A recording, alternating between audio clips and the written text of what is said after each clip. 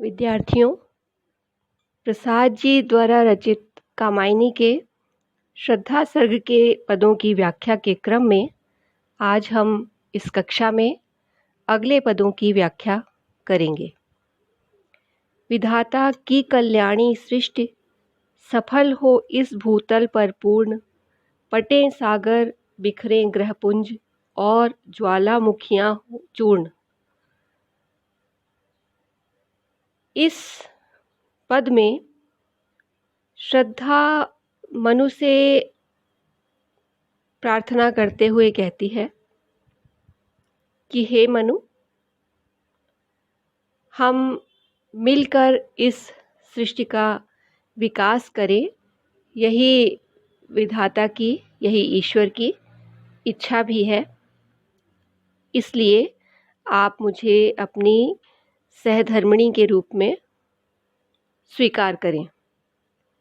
श्रद्धा मनु से कहती है कि हे तपस्वी, मेरी यह कामना है, मेरी यह इच्छा है कि परमात्मा द्वारा रची गई यह नवीन सृष्टि निश्चय ही मंगलकारी होगी और इस संपूर्ण पृथ्वी पर सफलता प्राप्त करेगी।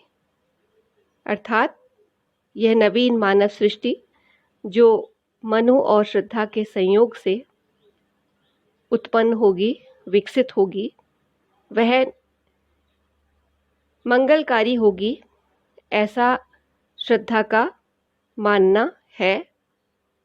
और इसीलिए वह मनु को सृष्टि के विकास के लिए तत्पर होने को कहती है। इसके साथ ही श्रद्धा मनु से यह भी कहती है कि यह मेरी आंतरिक इच्छा है, यह मेरी शुभ इच्छा है। हालांकि इसके मार्ग में विघ्न बनने के लिए समुद्र सूखकर पृथ्वी के साथ मिल सकता है। समुद्र सूखकर पृथ्वी के साथ मिल सकता है बाधा के रूप में। समस्त नक्षत्रों का समूह अपनी गति से इधर उधर बिखर सकता है और ज्वालामुखी पर्वत भयंकर विस्फोट भी कर सकता है। फिर भी यह नवीन मानव सृष्टि उन सभी बाधाओं, उन सभी विघ्नों की तनिक भी परवाह किए बिना, तनिक भी चिंता किए बिना अपनी उन्नति के मार्ग पर आगे बढ़ती जाएगी और संपूर्ण विश्व पर अपना अधिकार स्थापित कर लेगी, यह श्रद्धा को लगता है।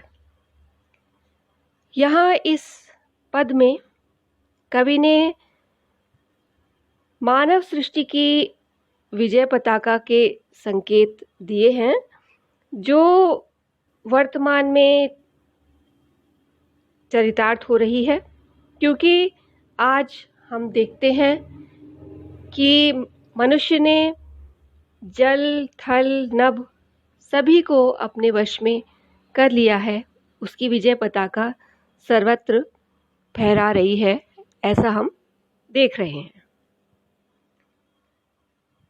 उन्हें चिनगारी सदृश सदर्प कुचलती रही खड़े सानंद, आज से मानवता की कीर्ति अनिल भू जल में रहे न बंद। श्रद्धा इस क्रम में आगे कहती है कि निश्चय ही मानव सृष्टि जो मनु और श्रद्धा के संयोग से उत्पन्न होगी और विकसित होगी, वह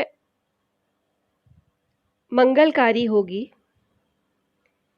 और उस मानव सृष्टि के सम्मुख जो भी प्राकृतिक शक्ति बाधा के रूप में उपस्थित होगी, जो भी प्राकृतिक बाधा सामने आएगी, वह मानव सृष्टि उसे गर्व के साथ